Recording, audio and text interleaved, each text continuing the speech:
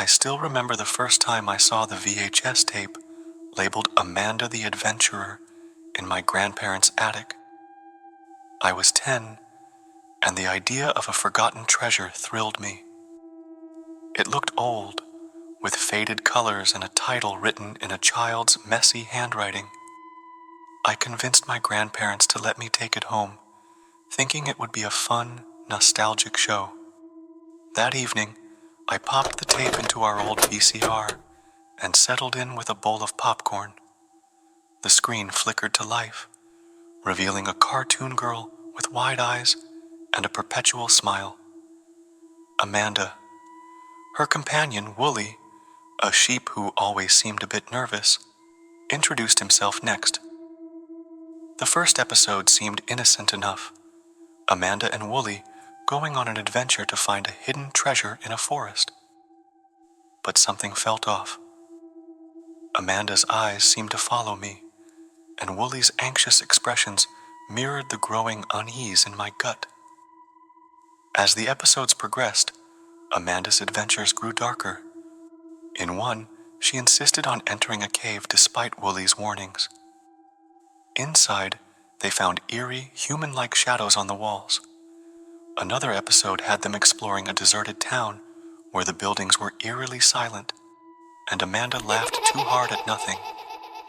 One night, after watching an especially unsettling episode, I decided to stop. The dreams were getting worse. Amanda's eyes haunting me, Wooly's silent screams echoing in my head. I put the tape away, convinced that it was just my imagination running wild. A week later, I woke up to find the tape back in the VCR.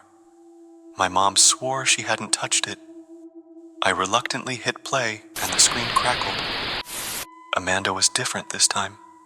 Her smile was a twisted sneer, and her eyes seemed darker, hollow. "Come play with us, Charlie," she said, staring directly into the camera. My blood ran cold. How did she know my name? Wooly looked more terrified than ever, almost as if he was pleading for help. I tried to eject the tape, but it wouldn't budge. The power button refused to work, and the TV volume spiked. Amanda's voice filled the room, a chilling whisper. "Don't leave us, Charlie. We need you." Terrified, I unplugged the TV. Darkness enveloped the room, but the faint glow of the screen remained, Amanda's eyes staring at me from the blackness. That night, I couldn't sleep. I felt Amanda's presence in every shadow, her voice in every creak of the house. Wooly's silent screams echoed in my mind, begging me to do something, anything. The next morning, I took the tape back to the attic. As I placed it in an old box, I noticed something horrifying. The shadows on the walls, just like in the cave episode, and among them, the outline of a little boy, forever trapped. I sealed the box, vowing never to open it again. But Amanda's voice still haunts me, whispering in the dead of night. "Come play with us, Charlie. Forever." When I first got the invitation to tour the abandoned Playtime Company toy factory, I thought it was a joke. Who in their right mind would invite someone to a place that had been the center of so many sinister rumors? Still, my curiosity got the better of me, and I decided to go. I've always been drawn to the macabre, and the mystery surrounding the factory was too tempting to resist. The entrance to Playtime Company was eerily silent, save for the creaking of old machinery and the occasional skittering of rats. The large, colorful sign above the door was faded and cracked, but it still held a certain charm that made it easy to imagine the joy it once brought to children. As I stepped inside, the musty smell of decay hit me like a wall.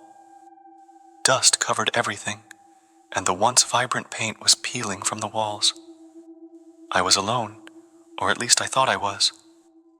The echo of my footsteps seemed to follow me as I made my way deeper into the factory.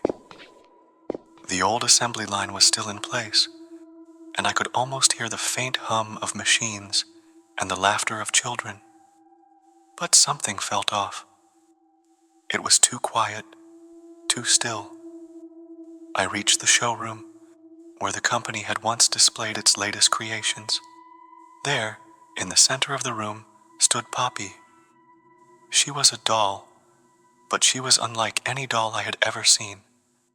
Her eyes seemed to follow me as I moved, and her painted smile was unsettlingly lifelike. I had read about Poppy in old articles. The first intelligent doll, they called her. She was supposed to be able to hold a conversation, to think and feel. But the project had been scrapped after the factory shut down. As I approached her, the lights flickered.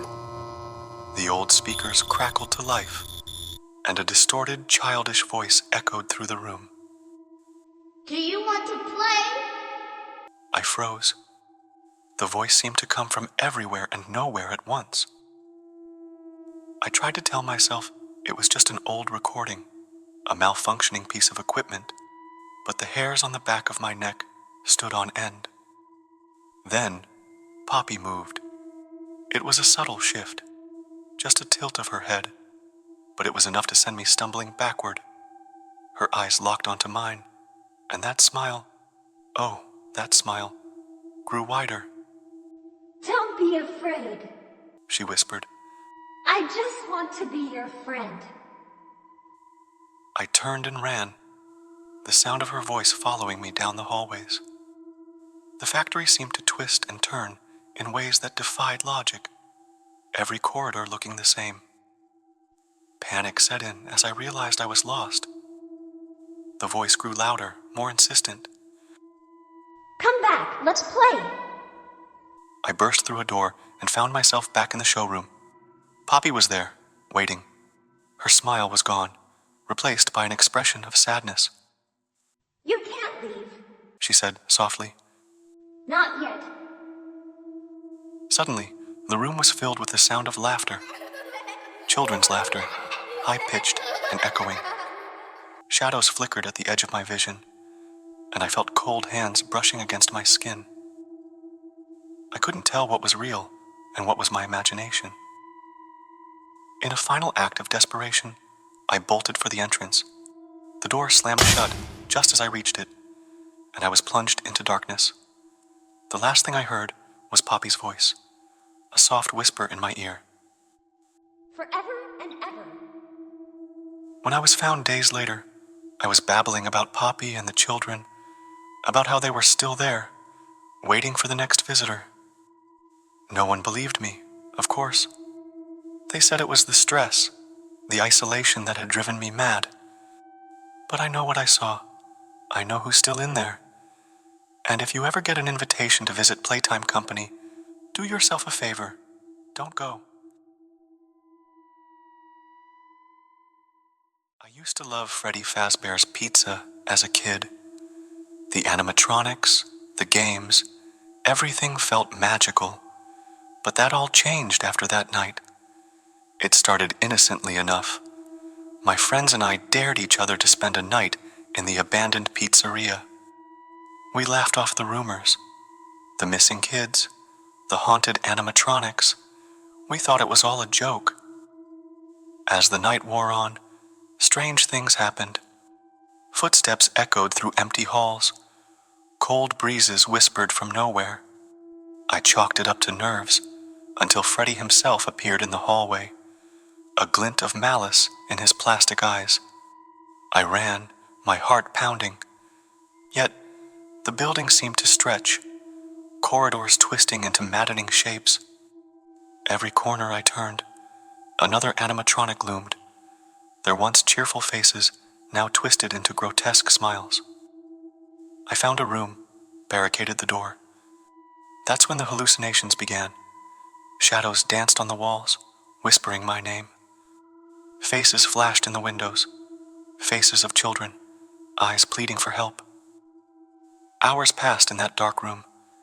I prayed for sunrise, for rescue. But when dawn broke, the horror didn't end. The animatronics were closer now, their joints creaking with every step. Freddy's laughter echoed in my ears, mocking my fear. Then, in a moment of desperate clarity, I found a way out. A hidden passage beneath a stage, obscured by decades of neglect. I crawled through, praying it would lead to safety. Instead, it led deeper into the nightmare.